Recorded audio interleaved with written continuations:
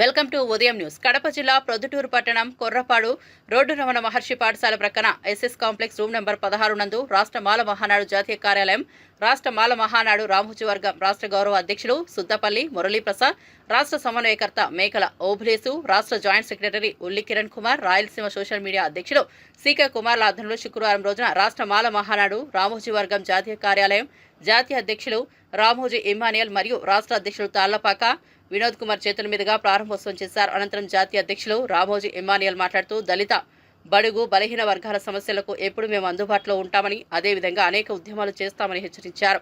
అనంతరం రాష్ట్ర అధ్యక్షులు తాళ్లపాక వినోద్ కుమార్ మాట్లాడుతూ దళిత, బడుగు, బలహీన వర్గాల కోసమే మేము ఈ కార్యాలయం ప్రారంభించడం జరిగేది కాబట్టి దళిత, బడుగు, బలహీన వర్గాలకు సమస్యలు ఏమైనా ఉంటే మా దగ్గరకు తీసుకురండి, మేము ఎప్పుడు మీకు అందుబాటులో ఉంటామని వారు పేర్కొన్నారు.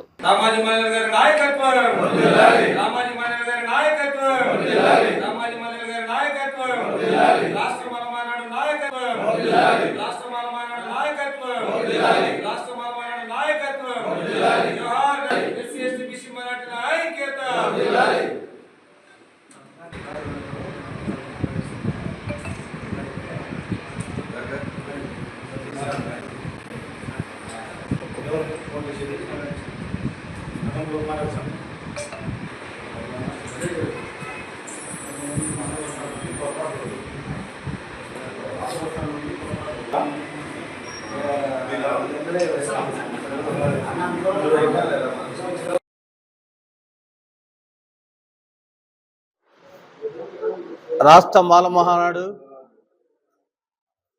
జాతీయ కార్యాలయం ఓపెనింగ్కి వచ్చిన దళిత నాయకులకు, నాతోటి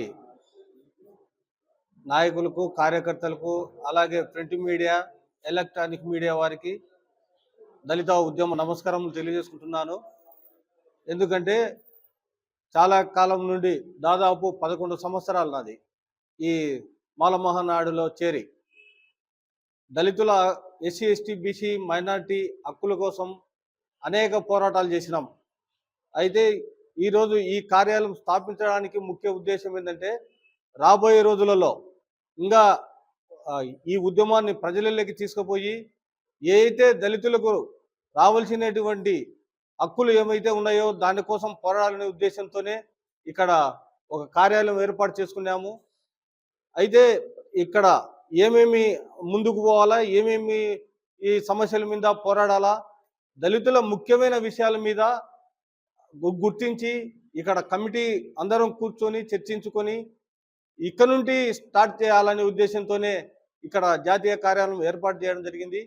అలాగే ఈరోజు గత ప్రభుత్వం కానీ ఇప్పుడుండే ప్రభుత్వం కానీ ఏ ప్రభుత్వాలైనా రావడం, ప్రభుత్వాలు మారుతున్నాయే కానీ దళితుల బ్రతుకులు మారడం లేదు. ఎందుకంటే నాటి నుండి నేటి వరకు కూడా ఈరోజు దళితులకు రెక్కాడితే డెక్కాడని పరిస్థితి ఉంది. ఎన్నో రిజర్వేషన్లు కల్పించారు డాక్టర్ బాబాసాహెబ్ అంబేద్కర్ గారు. అయితే అవి అమలు చేయడంలో పాలకులు చాలా ఫెయిల్యూర్ అయిపోయినారు.